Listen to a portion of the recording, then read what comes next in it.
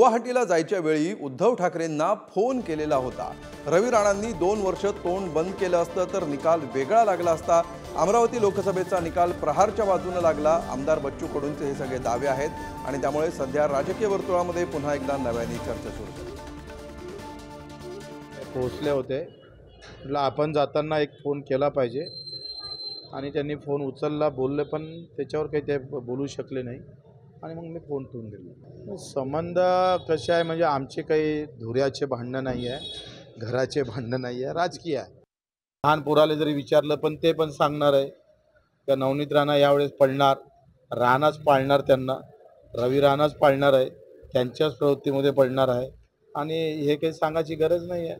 मला वाटते रवी राणानं किमान 2 वर्ष तोंड जरी चूप ठेवलं असतं तरी कदाचित रिझल्ट वेगळे राहिले असते।